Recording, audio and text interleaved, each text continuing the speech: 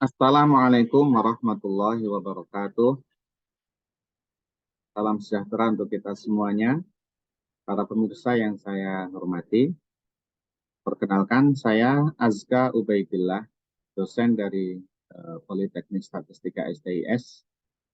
Pada kesempatan kali ini, saya akan menunjukkan salah satu dari tugas Tridharma dosen adalah mengajar. Pada kesempatan kali ini saya akan menyampaikan salah satu dari mata kuliah yang saya ampu, yaitu adalah analisis peubah ganda. Nah, analisis peubah ganda ini adalah salah satu mata kuliah yang dirancang untuk membahas tentang aspek-aspek dari metode analisis dengan peubah yang banyak, mempelajari teori dan aplikasinya serta inferensianya dalam metode analisis menggunakan variabel yang banyak yang mencakup uji hipotesis vektor rata-rata baik satu populasi maupun lebih dari satu populasi, kemudian analisis ragam pada peubah ganda, kemudian analisis komponen utama, analisis faktor, analisis klaster, analisis korelasi kanonik, analisis diskriminan, serta eksplorasi data peubah ganda dan analisis deskriptif dengan menggunakan metode grafik. Sesuai dengan profil lulusan, di mana salah satu dari profil lulusan Politeknik Statistika STIS untuk program Diploma 4 Statistika adalah sebagai analis data, sebagai analis data. Nah, tentunya peubah ganda ini akan memberikan bekal yang cukup baik bagi lulusan Politeknik Statistika STIS agar alat-alat yang digunakan untuk menganalisis data menjadi lebih lengkap. Tujuan dari pemberian mata kuliah peubah ganda ini adalah mahasiswa mampu menyelesaikan pekerjaan statistika dengan menerapkan metode statistika yang tepat dalam menganalisis data dengan banyak peubah. Tentunya kalau banyak peubah tidak bisa diterapkan dengan metode yang untuk satu peubah atau univariate analysis. Dan kemudian yang berikutnya adalah mampu menguasai konsep-konsep metode statistika dalam analisis peubah ganda dan mengaplikasikannya sehingga dapat memformulasikan dalam menyelesaikan pekerjaan statistika. Kemudian pada analisis peubah ganda ada beberapa bahan kajian atau materi pembelajaran. Yang pertama adalah aspek-aspek analisis multivariat atau peubah ganda dan review aljabar matriks. Berikutnya yang kedua adalah geometri sampel atau random sampling. Geometri sampel dan random sampling. Yang ketiga adalah inferensia vektor rata-rata pada satu populasi, kemudian inferensia vektor rata-rata pada data berpasangan, pengukuran berulang, dan pada dua populasi independen. Kemudian kajian berikutnya adalah one-way MANOVA, kemudian two-way MANOVA, dilanjutkan dengan MANCOVA atau multivariate analysis covariance. Kemudian berikutnya adalah analisis komponen utama. Kemudian yang ke-9 adalah analisis faktor. Kemudian yang ke-10 adalah analisis tentang biplot dan correspondence analysis. Berikutnya adalah tentang analisis cluster. Yang kemudian berikutnya dilanjutkan dengan analisis korelasi kanonik. Dan terakhir adalah analisis diskriminan. Untuk referensi, mahasiswa bisa menjadikan bukunya Johnson, Richard Johnson, yang pada edisi ke-6 sebagai referensi utama. Adapun referensi tambahan bisa menggunakan bukunya Rancher dan bukunya Everett B. Horton.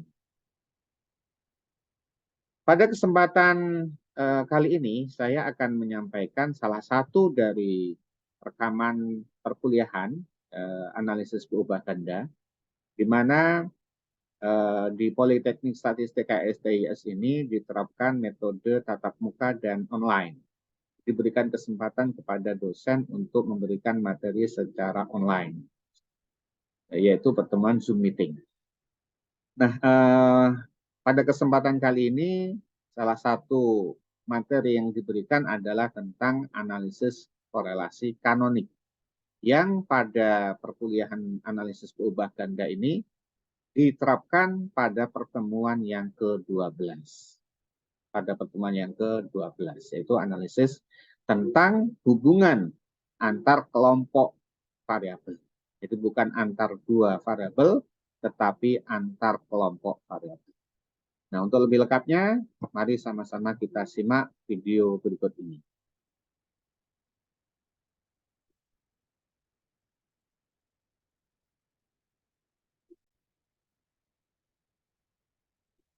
Baik, bismillahirrahmanirrahim. Assalamualaikum warahmatullahi wabarakatuh. Selamat pagi, salam sejahtera untuk kita semuanya. Kembali kita bertemu dalam mata kuliah analisis peubah ganda atau multivariate analisis, yang pada kesempatan kali ini ya materinya adalah analisis korelasi kanonik. Ya.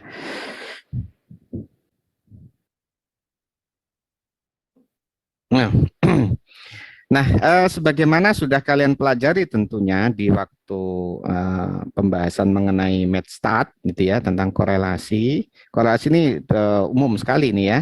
Itu diartikan sebagai hubungan linear antara satu pasang variabel yang terdiri dari dua variabel, karena satu pasang berarti kan dua ya, dua variabel. Satu pasang variabel yang terdiri dari dua variabel. Jadi setiap pasang gitu. Ya, gitu kalau kita mau mengkorelasikan. Nah, itu sudah lewat, itu sudah tahu ya berapa banyak jenisnya korelasi ya. Nah, kemudian ya baik datanya discrete maupun continue ya, itu banyak kemudian dikembangkan analisis korelasinya. Ya. Kemudian apabila kita dihadapkan pada dua set variabel. Nah, bagaimana kalau itu dua set variabel? Ya, bukan dua variabel tapi dua set variabel ya. Ya, misalnya itu adalah X, ya, set variabel X1, ini adalah set variabel pertama, dan set variabel kedua, ya. Yang ini masing-masing punya variabel, ya, punya kumpulan variabel. Ini juga punya kumpulan variabel. Bagaimana kita mengkorelasikan antara set 1 dan set 2, ya. Nah, kemudian yang masing-masing memuat sebanyak P dan Q variabel. Misalnya X1 memuat P variabel, X2, ya, matriks X2 memuat Q variabel. Ya, nah, kalau begitu maka menganalisis hubungan antara pasangan variabel ya yang sebanyak P dan Q tadi ya akan kita peroleh sebanyak P kali Q nilai korelasi yang akan dianalisis kalau menggunakan korelasi yang konvensional. Jadi akan banyak sekali kan, X banyak P, Q, kemudian X2 sebanyak Q. Korelasi pasangannya itu bisa sebanyak P kali Q. Jadi kalau kita punya 10 dan di sini punya 10, maka akan punya 100 pasang korelasi, yang itu kan akan kalau dianalisis kan merepotkan jadinya ya. Nah, apabila P dan Q itu besar, ya misalnya 10 dan punya 100 pasang 100 nilai korelasi, maka analisis korelasi sederhana tersebut menjadi tidak efisien. Kalau itu setnya besar ya variabelnya. Nah, oleh karena itu kemudian dikembangkan korelasi kanonik ya untuk menganalisis hubungan antara dua set variabel yang masing-masing memuat sebanyak P dan Q variabel. Ya gitu ya. Jadi kalau ini dikorelasikan, bagaimana ini korelasinya ini ya? Maka kita gunakan korelasi kanonik. Jadi korelasi kanonik adalah korelasi antara set variabel, antara dua set variabel, masing-masing punya kumpulan variabel, gitu. Nah, di mana yang dihitung korelasinya adalah kombinasi linear dari masing-masing set variabel tersebut. Jadi kita cari kombinasi linear di set variabel pertama, dan kita cari korelasi kombinasi linear di set variabel kedua, korelasinya adalah korelasi antar kombinasi linear itu. Itu caranya begitu. Ya.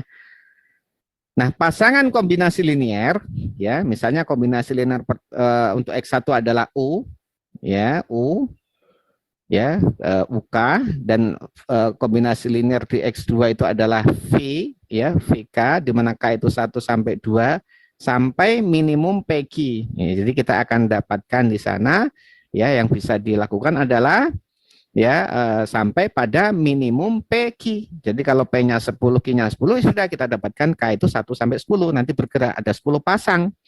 Enggak 100 lagi, tapi 10 saja yang kita analisis. Dan 10 pun tidak dipakai semua nantinya. Kita cari yang terbesar saja nanti. Gitu. Ya, gitu. Nah, kalau P-nya itu 3, Q-nya 10, maka kita akan dapatkan 3 pasang kombinasi linear, 3 saja. Ya gitu ya. Jadi pasangan kombinasi linear ya UK VK yang bisa dibentuk dari 2 set variabel tersebut adalah sebanyak minimum PQ pasang. Ya. Nah, kemudian pasangan variabel UK VK yang berupa kombinasi linear tersebut selanjutnya disebut variabel kanonik. Pasangan variabelnya UK VK ini kemudian disebut sebagai variabel kanonik dan korelasinya disebut korelasi kanonik. Gitu ya, korelasi antara kombinasi linear ini, ya. Ya, UK dibentuk dari X1, VK dibentuk dari variabel X2, K-nya bergerak dari 1 sampai minimum PQ. P itu banyaknya variabel di X1, Q itu adalah banyaknya variabel di X2. Paham ya? Nah, kemudian tujuan dari analisis korelasi kanonik itu apa? Tentu yang pertama adalah mengetahui dan mengukur hubungan antara suatu set variabel bebas dan satu set variabel lainnya. Jadi kurang tepat kalau dikatakan satu variabel bebas, satu variabel tak bebas, itu agak kurang tepat karena kalau korelasi itu ya belum sampai kepada siapa yang menyebabkan siapa. Tapi kalau sudah regresi itu baru tahu mana yang bebas, mana yang tak bebas. Jadi kita sama-sama dalam kedudukan yang sama di sini ya. Ya. Jadi satu set variabel dan satu set variabel lainnya. Itu belum sampai ke arah hubungannya, belum sampai. Arah hubungan maksudnya panahnya kemana, itu belum sampai ke sana. Jadi nanti kalau dilanjutkan ke regresi baru kita akan cari tahu mana yang mempengaruhi yang mana. Ya. Yang kedua adalah menyederhanakan hubungan antara 2 set variabel menjadi pasangan variabel kanonik. Ya. Jadi bukan lagi P sebanyak P kali Q hubungan, tetapi sebanyak minimum PQ. Yang awalnya kalau kita cari pasangannya itu P kali Q, ya pasangan, maka dengan kanonik hanya akan didapatkan minimum dari PQ. Ya, minimumnya diambil.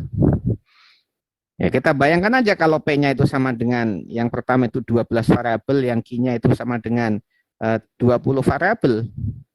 Maka kalau kita cari korelasi sederhana, pasangan-pasangannya itu akan diperoleh 12 kali 20 pasang. Ini berapa nih? 240 korelasi. Kita analisis satu-satu ya kan. Tapi kalau dengan kanonik, kita akan peroleh sebanyak apa? Sebanyak minimum PQ itu sebanyak berarti diambil adalah 12. Nah, karena minimum PQ-nya sama dengan 12. Jadi kita akan mendapatkan 12 pasang saja. Dan 12 korelasi. Ya. 12 pasang. Gitu. Ya. Nah, tentu ini adalah lebih efisien menganalisisnya dibandingkan dengan menganalisis sebanyak 240 pasang. Nah, kemudian tujuan berikutnya adalah untuk tujuan analisis statistika lainnya. Misalnya salah satunya adalah ke analisis diskriminan. Nantinya analisis diskriminan itu butuh konsep mengenai korelasi kanonik. Nanti berikutnya, ya, salah satunya. Dan bisa kemana-mana nih korelasi kanonik ini. Seperti PCA. PCA itu salah satunya adalah nanti dibutuhkan untuk analisis faktor. Analisis faktor juga bisa dilanjutkan kemana-mana juga, gitu ya. Jadi kita mulai dari basicnya, dari dasarnya. Itu. Jadi analisis korelasi kanonik itu adalah view baru, ya suatu pandangan baru bagi yang belum pernah belajar ya tentang bagaimana mencari pola hubungan yang efisien antara dua set variabel, di mana satu set variabel adalah sebanyak P variabel dan variabel berikutnya adalah sebanyak Q variabel. Ya tadi itu, ya. Yang itu tentu lebih efisien dibandingkan menganalisis secara konvensional. Nah, kemudian ini adalah prosedur pembentukan variabel kanonik. Ya, ini saya sarikan dari chapter 10 ya. Nah, misalkan ya, nah, ini ketiknya boleh misalkan, boleh misalnya lah. Misalnya X1 adalah set variabel pertama yang terdiri atas P variabel dan X2, matriks X2, ya tentu kalau ini kita kita buat bahwa X1 itu adalah ukurannya adalah P kali 1. Ya, artinya kita ambil variabelnya sebanyak P. Kalau dibuat observasinya ya tentu N kali P. Ya, jangan bingung ya. Tapi untuk menulis mudahnya P kali 1. Di mana di sini masing-masing adalah X1, X2 sampai XP. Di sini ada satu gini ya, ada satu gini. Ya, gini. Nah, kemudian X2 ya set variabel kedua sebanyak Q, berarti ukurannya adalah di sini adalah Q kali 1. Ya, sebanyak Q variabel. Nah, gitu ya. Ini misal. Nah, kemudian misalkan juga UK adalah kombinasi linear ke K. Ya, kombinasi linear ke K dari variabel X1, dari set variabel pertama. Di mana K itu adalah minimum PQ nantinya. Q-nya adalah banyaknya variabel kedua. Jadi gitu. Ya. Kemudian VK sama dengan vektor B transpos K kali X2 adalah kombinasi linear ke K dari set variabel kedua ini misalkan. Jadi kita di sini punya X1 set variabel pertama, X2 set variabel kedua, kita juga punya UK ya, UK ini adalah kombinasi linear ya ke K untuk variabel pertama, untuk set variabel pertama, dan juga kita punya VK yang itu adalah kombinasi linear dari variabel kedua. Gitu ya. Jadi kalau gitu punya K, iya akan punya U sebanyak minimum PQ tadi. Ya, kalau tadi itu 3 dan 10 kita akan bentuk, enggak perlu 10, kita bentuk 3 saja. Kalau P-nya 3, ya P-nya sama dengan 3, Q-nya sama dengan berapa? 10. Kita enggak perlu bentuk 10, kita cukup membentuk minimum dari ya 3 dan 10. Artinya adalah 3. Kita cukup bentuk 3 saja nanti. 3 kombinasi linear.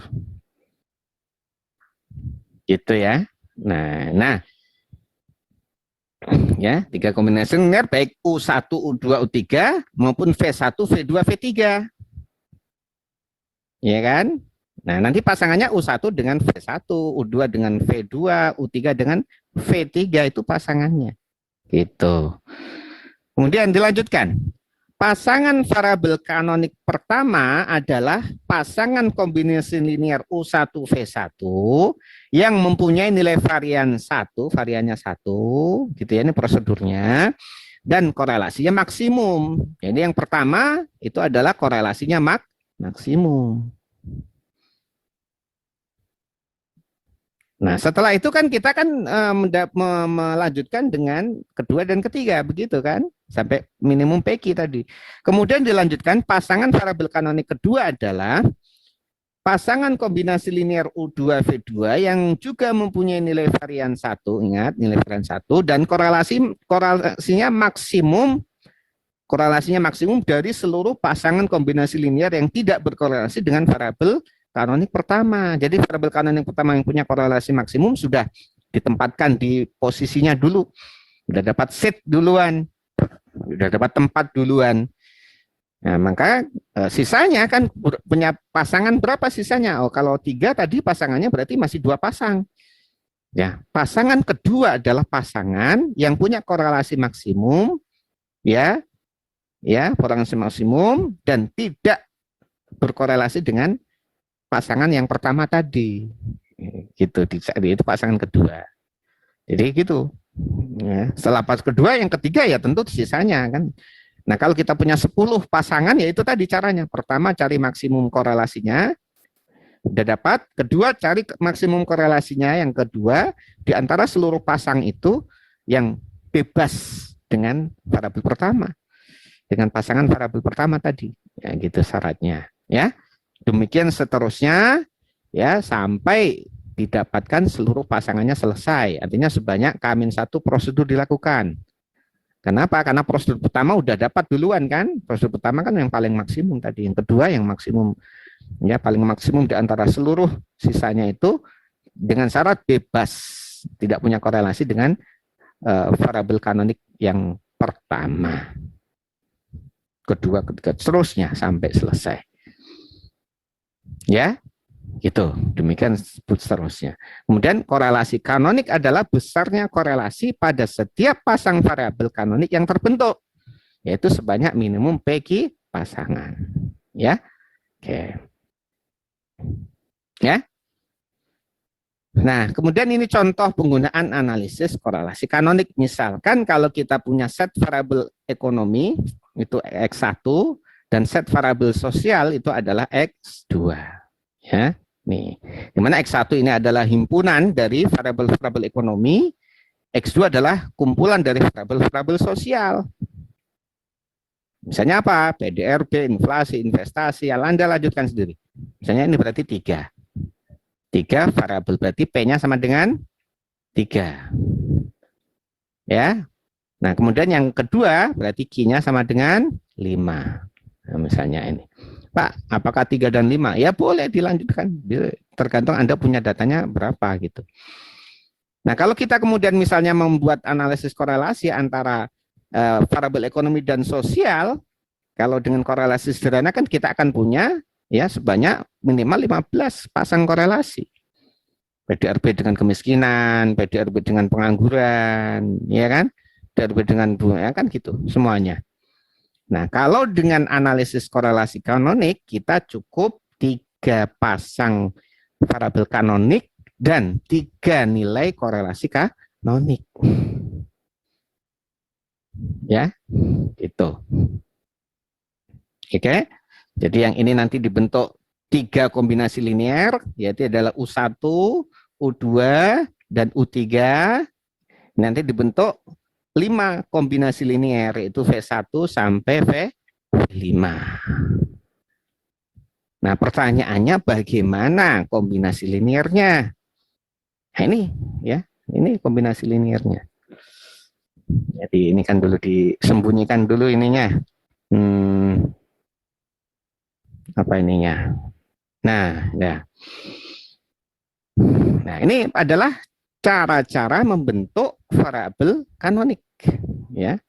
Nah, tadi dilanjutkan, misalkan diketahui X1 itu berukuran P kali 1 dan matriks X2 itu berukuran Q kali 1 juga. Di mana aturannya adalah bahwa nilai harapan X1 asumsinya adalah sama dengan mu1, nilai harapan X2 mu2, ya, kovarian X1 adalah sigma 11 dan kovarian X2 adalah sigma 22. Kemudian kovarian dari X1 dan X2 adalah sigma 12 atau sigma 21 transpos. Ya. Jadi dalam hal ini mu adalah ukurannya P kali 1. Mu2 adalah ukurannya Q kali 1. Ya. Sigma 11 adalah ukurannya P kali P. Sigma 22 adalah ukurannya Q kali Q. Kovarian X1 X2 adalah ukurannya P kali Q.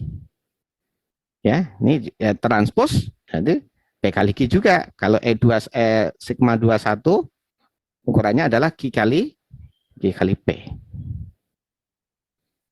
Oke. Ya. Nah. Jadi kalau gitu bentuk matriks sigmanya, ya, bentuk matriks sigmanya nanti ini. Ya. Nah, kemudian misalkan X itu adalah gabungan di antara 2 variabel itu. X itu gabungan dari X1 digabung dengan X2. Yang X1 ukurannya tadi P kali 1, X2 ukurannya Q Q kali 1, maka gabungannya ini adalah digabung akan menjadi P plus Q kali 1. Ini bukannya. P plus Q kali 1. Maka kemudian nilai harapannya juga akan menjadi mu, yang gabungan mu1 dan mu2, ukurannya juga P plus Q kali 1. Kemudian kovarian X-nya digabung itu menjadi sigma yang ukurannya adalah P plus Q kali P plus Q. Jadi ini adalah P kali P, ini P kali P, ini adalah Q kali Q, ya. Ini adalah jadinya ini adalah P kali Q, ya. Nah ini adalah Q kali P. Gitu. Jadi ini kalau 3 tadi, P-nya 3, Q-nya 5, maka ini adalah 3 kali 3, ini adalah 5 kali 5. Jadi totalnya adalah 8 kali 8. Ya, berarti ini adalah 3 kali 5. Di sini adalah 5 kali 3. Ya, gitu. Oke. Nah, ini gampang. Nah, berikutnya, kemudian setelah paham yang ini, maka berikutnya adalah ya, kombinasi linear yang dibentuk dan korelasi kanonik dapat ditulis sebagai berikut. Nah, ini kombinasi linearnya. UK adalah ya A, vektor A transpos K, ya, kemudian X1. Nah, ini adalah kombinasi linear kan gitu. Ini juga kombinasi linear. Nah, pertanyaannya apa A-nya gitu ya. Nah, tadi punya syarat kan? Punya syarat bahwa covariance ya dari kombinasi linear, ya, kovariannya tadi yang di sini itu sama dengan 1. Ya, nilai variannya sama dengan 1. Itu punya syarat begitu. Dan kemudian antar pasang korelasi kanonik antar pasangan itu saling bebas. Maka yang mencirikan itu adalah kemudian kita akan bentuk yang namanya eigenvektor. Karena eigenvektor kan begitu. Eigenvektor itu adalah kalau dikalikan dengan dia sendiri itu sama dengan 1. Kalau dengan yang lain itu dia sama dengan 0. Ini saling bebas. Ya. Maka kemudian dari eigenvalue, eigenvektor yang kita ambil jadinya. Itu ya. Nah, jadi nanti A transpos K itu adalah ini. Ya, ini adalah eigenvektor. Eigenvektor. Ini adalah matriks sigma. Matriks sigma yang di-inverse, ya, di-inverse dan di-squarekan, diakarkan. Jadi jangan diakarkan langsung, karena matriks ya bisa langsung diakar begitu ya. Kemudian di-inverse. Caranya adalah kalau kita punya sigma, ya, kita punya sigma, ukurannya misalnya P kali P, atau Q kali Q juga boleh sama aja. Ini akan bisa didekomposisi menjadi sigma dari lambda I dikalikan eigenvektornya kan. Ya, ini diulang-ulang ini. Nah, kan begini. Ini I1 sampai P. Kan gitu ya. Ya kan? Nah, sigma inverse ya, itu adalah sigma dari ini tinggal ini kan saja, ya. Tinggal dibagi yang diutak-atik adalah eigenvalue-nya I1 sampai P. Nah, berikutnya adalah sigma kan begini, setengah. Maka di sini adalah Anda bisa langsung mengalihkan ini jadi ini adalah akar dari sigma I. Dari EI. Nah, udah ini begini.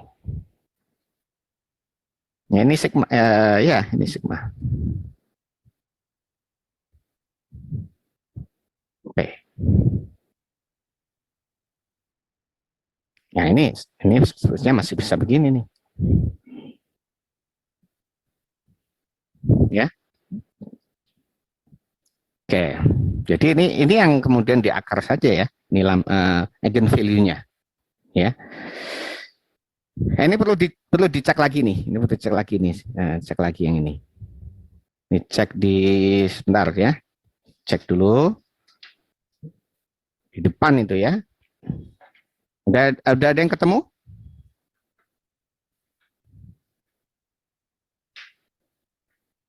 Kalau sigmanya itu diapakan di inverse dan di akar.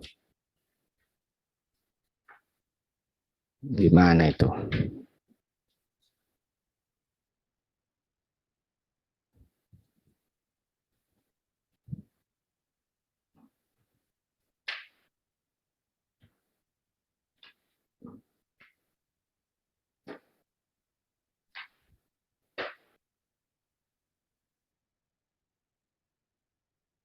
Apakah EI kali EI atau cukup EI saja?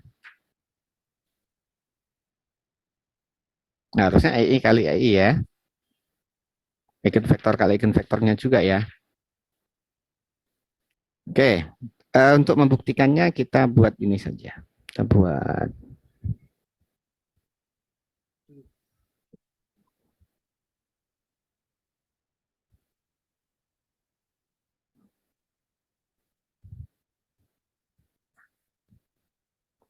oke.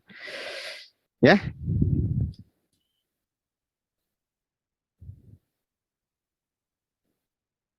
Kita misalkan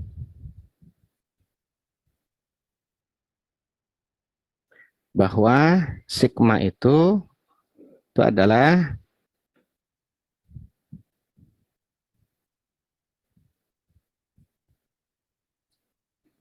5445. Ini adalah matriks kovarian ya, misalnya. Nah, ini kita bisa carikan eigennya.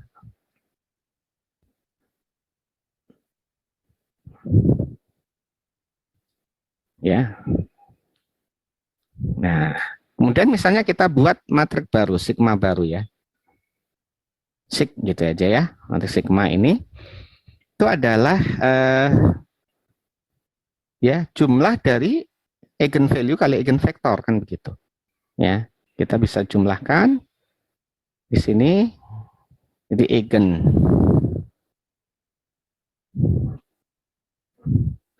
eigenvalue pertama dikalikan dengan eigenvektor pertama ya.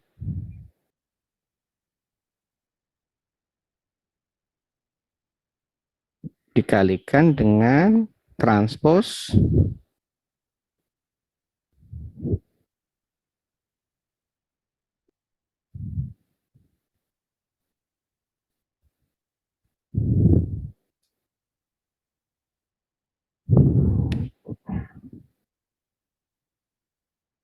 ini ada tentu ada yang lebih efisien harusnya ini, ada cara yang lebih efisien penjumlahan vektor matriks semuanya ini.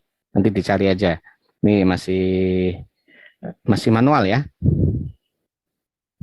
Coba aja.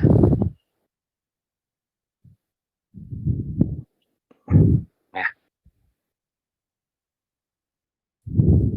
Oke. Apakah sig ini juga 5? Sig ini adalah 545. Kemudian inverse-nya sig inverse itu sama dengan apa? Ini saya copy lagi. Ya. Jadi lambdanya yang diseper. Ya, ini yang lambdanya saja yang diseper 1/. Ya, ini juga lambdanya yang di 1/. Ini adalah sig inverse. Nah, sig inverse coba kita buka. Nih, sig inverse-nya. Apabila kita inversekan dari matriks sigmanya, matriks asalnya, sama. Ya. Nah, sekarang adalah kita menginverse dari akarnya gitu ya. Nah, maka kita copy yang ini.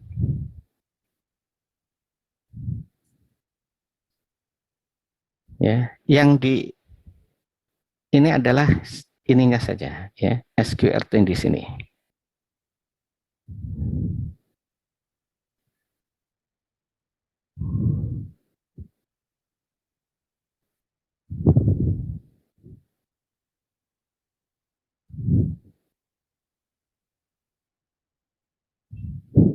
Ya.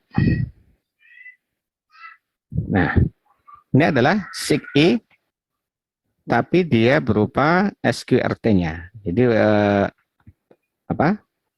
inverse dari SQRT matriks sigma.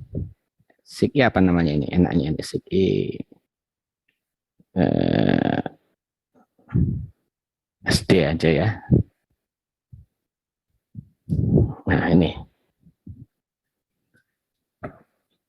Nah, ini tidak bisa kemudian kita langsung akarkan matriks sigma itu, kemudian diinverse, nggak bisa begitu, ya, nggak bisa kemudian kita akar sigmakan, kemudian diinverse, nggak bisa, atau dibalik diinverse dulu, udah diakar, nggak bisa, ya, karena kalau kita akarkan dulu, kemungkinan di matriks sigma itu yang negatif nggak akan bisa dioperasikan gitu. Jadi caranya adalah dengan ini, ya, dengan yang diakarkan adalah eigenvalue-nya, ya, diakarkan eigenvalue-nya di 1 per, kemudian dikalikan eigenvektornya. Nah, inilah matriks sigma pangkat min setengah, gitu. Oke, kita lanjutkan yang di sini, ya. Nah, di mana, ya, belum sampai di mana, kita lanjutkan, ya. Kemudian korelasi pasangan variabel kanonik itu adalah, ini adalah kovariannya dibagi akar variannya, ya, dibagi akar variannya. Jadi kalau kita dari sini, kovarian dari UK, ya, kovarian, bentar ya, kita buka dulu di sini. Berarti nilai harapan dari UK itu sama dengan nilai harapan dari AK, kan gitu. X1. Ya. Maka ini akan sama dengan AK vektor dikalikan dengan mu1 vektor. Dan nilai harapan dari VK juga begitu, sama nilai harapan dari B transpos K X2. Ini sama dengan B K mu2 di sini ya. Ini vektor. Nah, kemudian kalau ini nggak cukup, ini di kovarian antara UK dan VK itu adalah sama dengan, ya, kovarian dari UK adalah A ya, AK vektor X1, ya kan, dan kemudian BK X2.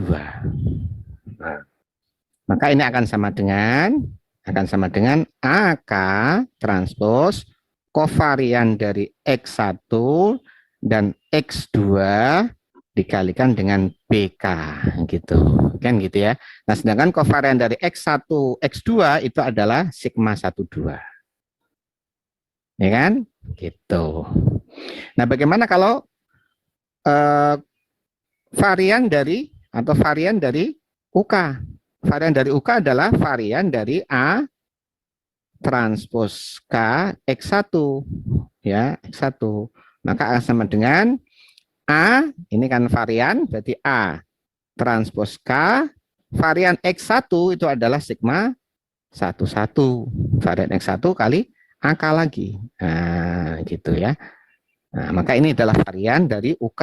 Varian dari VK ya, diganti aja ini VK, varian dari VK adalah varian dari ya B X2, ya, gitu ya. Jadi akan sama dengan ini.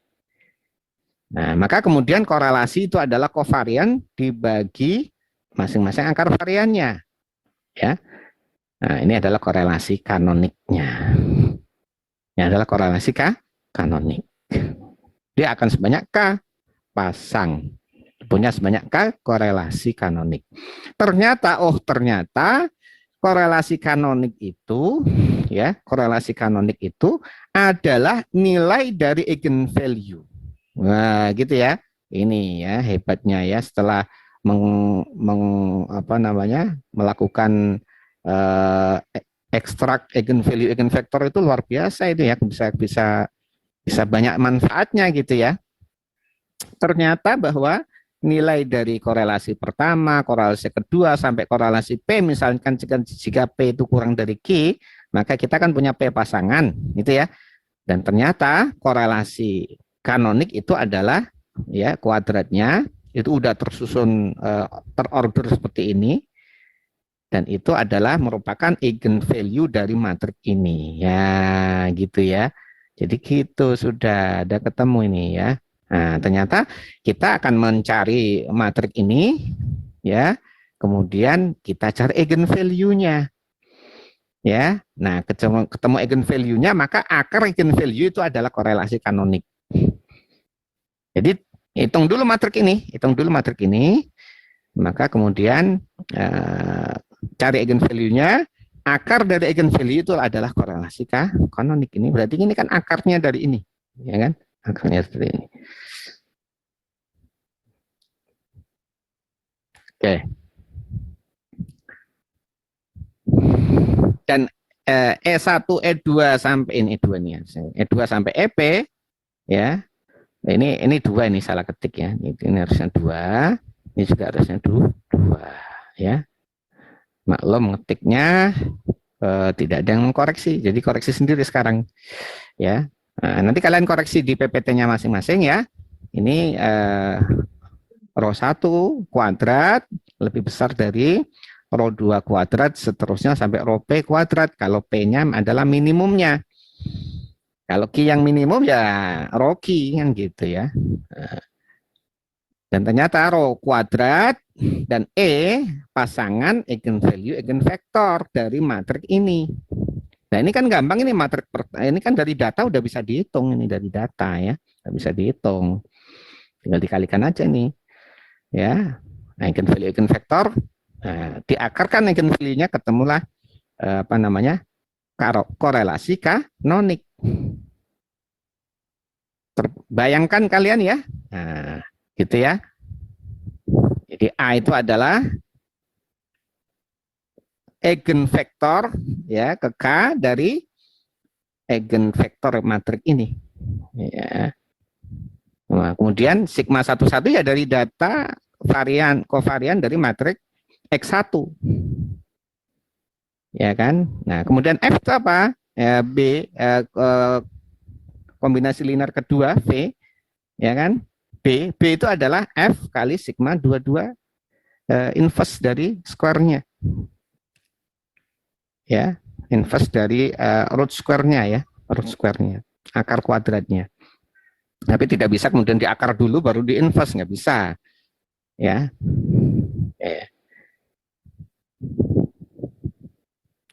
Nah, F itu apa? F itu adalah di sini F ini adalah apa? Eigenvektor dari matrik ini. F eigenvektornya. Ya. Gitu. Kalau vektor B itu ukurannya adalah Q kali 1, ditranspos jadi 1 kali Q. Kalau A adalah ukurannya P kali 1. Ya. Kali transpos jadi 1 kali P. Jadi kalau E itu adalah eigenvektor dari matrik ini, kalau F itu adalah eigenvektor dari matrik ini. Ya, gitu. Mudah dapat. Dan ini ya dibalik-balik aja kan bisa. Oke, jelas ya. Kita sudah dapat apa? Dapat korelasi kanonik. Ya, sudah dapat korelasi kanonik dan variabel kanoniknya. Nih, udah. Gitu. Nah, kemudian variabel kanonik yang terbentuk pasangan-pasangan itu punya kriteria atau punya ya, ini harus dipenuhi kriteria ini, bahwa variansi ya, varians dari UK dan varians dari VK itu sama dengan 1. Ya, bukti ya, varian dari UK, varian dari UK. Nah, misalnya ini saya ambil K-nya satu aja ya biar mudah. Nah, varian U gitu aja ya untuk ambil satu. Misalnya di sini adalah varian dari U. Nah, nanti KK terus kan nah ini kan U saja. Wah, ambil satu saja, satu pasang nanti misalnya supaya nggak ada KK-nya. Ini adalah varian dari A transpose dikalikan X1 kan gitu. Ini transpose, ini satu ya, kalian ini jangan bingung. Ya ini transpose, ini satu. Oke. Dan A itu tadi apa? Varian dari A itu apa tadi? A itu adalah sama dengan E1 ya E1 SE ya E kali apa? Kali sigma 11 inverse. Ya kan gini.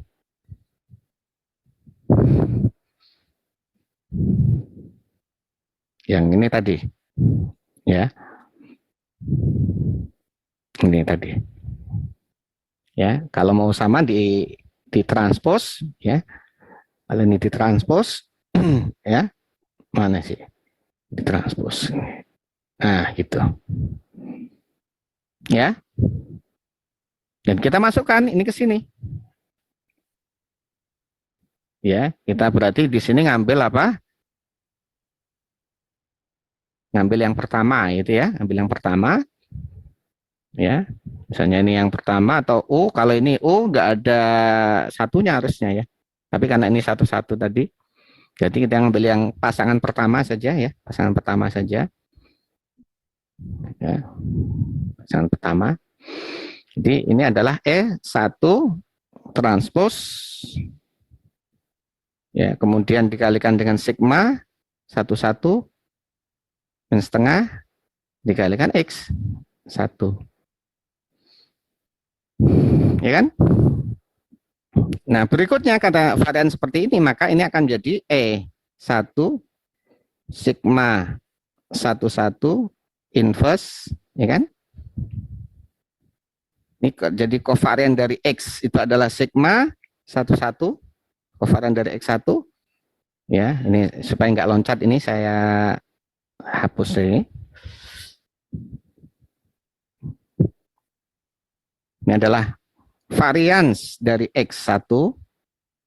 Kemudian di sini adalah sigma min setengah 11 dikalikan E1. Gitu ya. Jadi kalau misalnya ada varian AX itu sama dengan A transpose varian XA gitu loh ya. Gitu. Kalau A-nya itu A biasa, vektor biasa, skalar gitu. Jadi A-nya 2 kali di sini, tapi yang pertama ditranspos, yang kedua tidak. Ya kalau ini, kalau ini transposnya, ini transpos gini ya. Ya ini. Jadi ini adalah yang ini, yang pertama ini adalah misalnya skalarnya tadi, kemudian diulang 2 kali. Nah gitu ya. Nah varian X1 adalah sigma 11. Di sini adalah E1 sigma 11 min setengah. Di sini adalah sigma 1. Di sini adalah sigma 11 min setengah. Ini adalah E1. Ya kan? Nah, karena ini min setengah dan ini tidak ada, maka pada dasarnya ini juga akan sama dengan identitas. Ini sama dengan identitas nih. Sama dengan identitas. Nah, kalau ini sama dengan identitas berarti tinggal E1 dan E1. E1 E transpose E1 itu sama dengan 1. Nah, ya kan? Sama dengan 1. Gitu. Nah, sekarang kita di yang tadi itu, saya sebenarnya masih bertanya tadi yang di R tadi ya. Kita buktikan ini sama dengan identitas. Kita buktikan. Ya. Kecuali kalian sudah tadi saya minta carikan, udah ketemu, ya.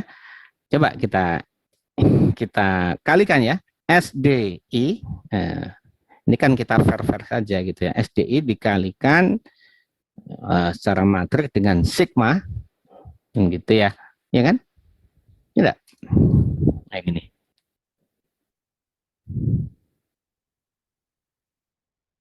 Ini.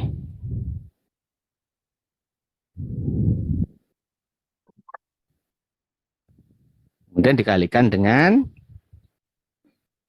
SDI lagi. SDI. Ini kalau identitas ya sudah, atau mendekati identitas.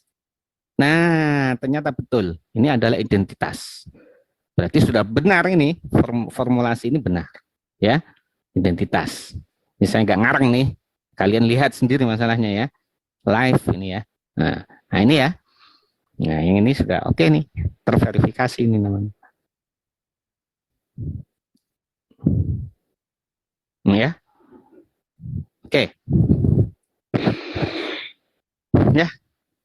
Nah, ini varian UK, varian VK ya sama saja. Ada di VK, Anda cari lah nanti ketemu juga akan sama dengan 1. Nah, kalian buktikan sendiri. Ya, enggak perlu di sini, kalau di sini jadi lama waktunya ya. Nah, ya. Kemudian ini kovarian UKVK itu akan sama dengan ROKA, tadi udah sebelumnya di sini sudah.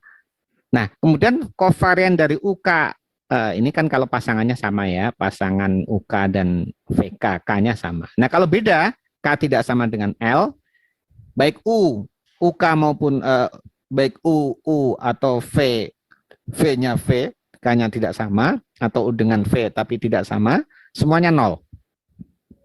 Ya, kenapa? Karena kita menggunakan eigenvektor yang karakteristiknya seperti itu. Dia akan sama dengan 1 ketika jumpa dengan dia sendiri itu. Kalau jumpa dengan yang lain 0 pokoknya, bebas pokoknya dia itu. Ya kan? Nah, itu ya, ketika K tidak sama dengan L, semuanya 0.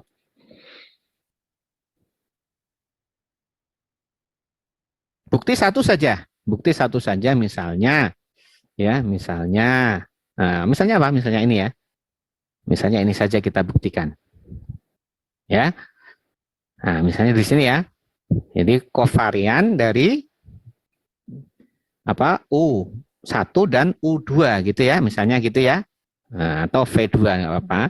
U1 U2 berarti adalah kovarian dari U1 itu adalah A1 transpos X1 dan A2 transpos X1 ya, itu. Maka ini akan sama dengan A1 ya, A1 ya, kovarian dari X1 X2 dikalikan dengan A2. Nah, tidak perlu transpos ini. Ulangi. Ya. Jadi kalau ada kovarian dari AX dan BX, ini A transpos B transpos vektor gitu ya, itu akan sama dengan ya A transpos kovarian dari X ya, kemudian di sini adalah B. Nah, gitu ya. Nah, kovarian ini X1 ini bukan X2 ini sama-sama ya. Nah, ini 1 ini ya. Sorry ini karena 1. Nah, karena kovarian ini sama jadi varian X1. Ya kan, varian X1 di sini. Di A1 varian X1 adalah sigma 11 kemudian A2. Tinggal kemudian kita lanjutkan. Oh, enggak cukup ya. Enggak cukup juga, penuh ya. Nah, ini A1 itu adalah ini. Ya kan? E1 transpos ya dikalikan sigma 11 inverse. Kemudian ini sigma 11, kemudian A2 kebalikan dari tapi A2 itu tetap sigmanya tetap 11 karena habis ya.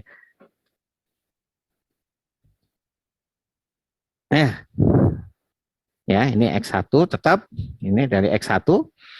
A2 pun diambil dari apa namanya? Tetap dari matriks X1. Jadi ini S11 inverse dikalikan dengan apa? Dikalikan dengan E1, E2 ya, E2 ya dah. Nah, ini tadi adalah identitas. Ya, ini adalah identitas sehingga praktis tinggal S1 kali E2. Nah, kalau ketemulah eigenvektor yang tidak sama dia 0, ya ini akan sama dengan 0. Dan berlaku semuanya, ya. Oke, jadi ini penting ini ya. Ini adalah properties dari kanonik, variabel kanonik. Jadi intinya adalah bahwa variasi variabel kanonik ya masing-masing itu adalah satu keistimewaannya, dan kemudian korelasinya adalah roka, selainnya nol semua. Ya, oke. Kemudian kalau dikembangkan tadi, ini kan A-nya sebanyak K, ya A-nya sebanyak P ya, digabung jadi satu menjadi matriks A, ukurannya P kali P tentunya. Karena setiap A1 ukurannya P kali 1. Ya. Kemudian matriks B itu digabung semua B-nya sehingga menjadi matriks B. Maka vektor variabel kanoniknya akan menjadi yang tadi UK digabung menjadi vektor U, ya, atau matriks U misalnya gitu ya, atau vektor U, ya, di mana vektor U P kali 1 terdiri atas U1, U2, U3 sampai UP, dan V adalah V1, V2 sampai VQ. Nah, ini pengembangannya gitu ya, pengembangannya. Jadi kita akan punya apa itu nanti namanya itu variabel kanonik ya, yang kalau dibuat semuanya ini ya, dibuat semuanya ini digabung jadi satu semua. Ya. Nah, kemudian maka setelah mendapatkan vektor U dan vektor V, kalau tadi itu bekerjanya adalah satu-satu di sini, maka berikutnya dilanjutkan ya akan sama ya. Nah, kalau kemudian dicari kovarian dari UX, ya U itu adalah AX1, ya itu akan menjadi A ya E11. AE11. Ya itu di halaman berapa itu? Silakan dibuka ya, sambil dikoreksi ya.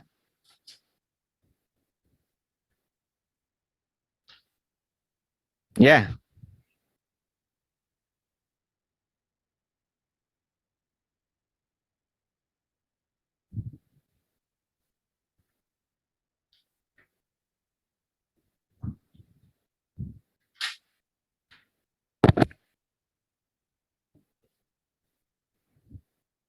Ya, di halaman 546. Halaman 546. Persamaan 10-13. Oke. Nah, berikutnya kemudian row ya, korelasinya pun bisa dibuat secara langsung sekaligus. Jadi tidak mencari satu-satu. Ini kan kalau ini mencari satu-satu nanti. Row 1, row 2, row 3 gitu kan. Nah, kalau bekerjanya dengan matriks secara keseluruhan, nanti tidak perlu satu-satu, langsung dapat ya, langsung dapat. Jadi ini adalah korelasi antara variabel kanonik pertama dengan variabel asalnya X1. Karena tadi U itu dibentuk dari X1. Dan V itu dibentuk dari X2, kan gitu. Nah, korelasi antara U dan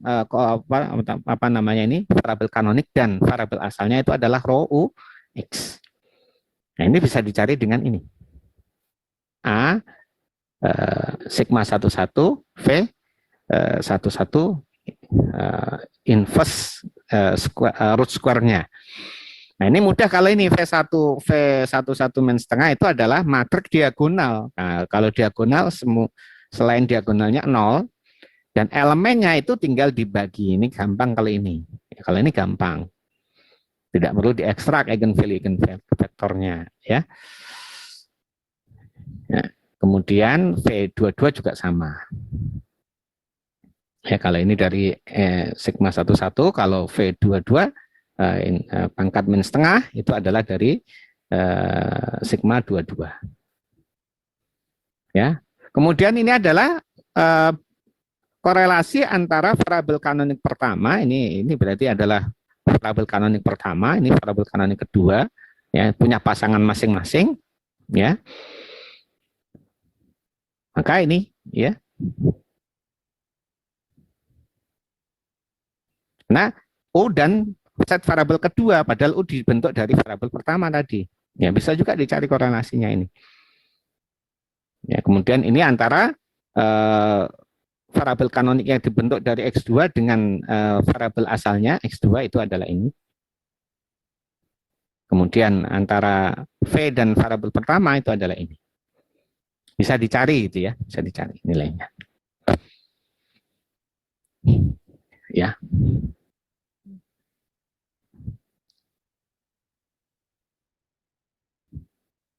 Nah, kemudian kalau datanya distandarisasi, data distandarisasi, ya, datanya distandarisasi dulu, maka tidak perlu repot-repot dengan sigma 11, sigma 12 dan seterusnya. Karena kalau data distandarisasi, kovarian dari data distandarisasi itu adalah matrik korelasi. Jadi mudah langsung ini jadi, ya. Jadi matrik korelasi kalau udah distandarisasi dulu.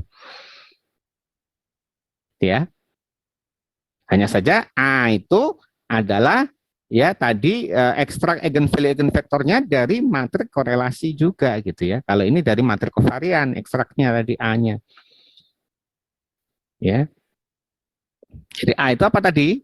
A itu adalah tadi A itu masing-masing ini adalah A transpose itu adalah K itu adalah K transpose kali sigma 11 ya. Kalau ini adalah dari apa namanya variabel pertama. Sedangkan B itu adalah sama dengan F K dari variabel kedua. Ya, untuk mengarah ke V, ini untuk mengarah ke U. Ini kan tadi bahwa U itu sama dengan UK itu sama dengan apa? Sama dengan A K transpose X1. Sedangkan VK itu adalah sama dengan BK X2. Ya. Nah, BK-nya itu ini. X2 ini. Variasi dari varian dari X2 itu adalah E22, sigma 22. Jadi itu, ya. Oke. Dan gunakanlah nantinya ketika bekerja itu, gunakanlah data yang distandarisasi. Kenapa? Karena data yang distandarisasi itu tidak terpengaruh dengan perbedaan satuan. Sehingga analisisnya itu tidak bias. Kecuali kita pastikan bahwa data yang kita analisis itu satuannya tidak terlalu beda jauh. Ya, misalnya kalau yang awal gini, kayak gini. Ini kan beda jauh ini. Ini satuannya udah jauh beda. PDRP itu satuannya adalah juta misalnya, itu kalau level regional provinsi itu jutaan. Ya. Ini inflasi, ya, inflasi persen ya, persen. Investasi bisa banyak lagi kan gitu. Nah, setara dengan PDRP. Jadi antara inflasi dan PDRP udah jauh banget beda ini, beda satuannya gitu ya. Kalau tidak di standarisasi yang seperti ini, ya inflasi itu tenggelam, pasti tenggelam ini inflasinya. Seolah-olah kalau dibuat apa namanya, dibuat grafik ya nggak ada muncul sama sekali karena persen dan ribuan ya. Ya makanya yang seperti ini distandarisasi. Ini juga. Kalau ini masih agak-agak ini ya, ini masih agak-agak ini sekitar persen semua itu nggak perlu standarisasi, nggak apa-apa kalau yang ini ya. Dan oke. Nah kemudian contohnya ada di contoh di buku semuanya ya dibuka semuanya. Nah di sini mungkin materinya cukup ini dulu. Nanti untuk contoh bisa dieksplorasi sendiri ya. Bisa dieksplorasi sendiri. Ya, ini sementara saya tutup dulu.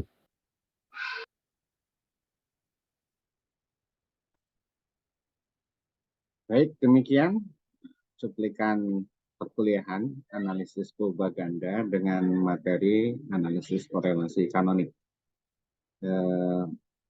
Rangkaian perkuliahan itu selain penyampaian materi, itu juga ada diskusi kelompok, kemudian ada diskusi bersama-sama, ya, dan kemudian nanti disimpulkan hasil diskusi, kemudian ada rencana tindak lanjut, ya, diberikan tugas atau pekerjaan rumah untuk mahasiswa jika diperlukan.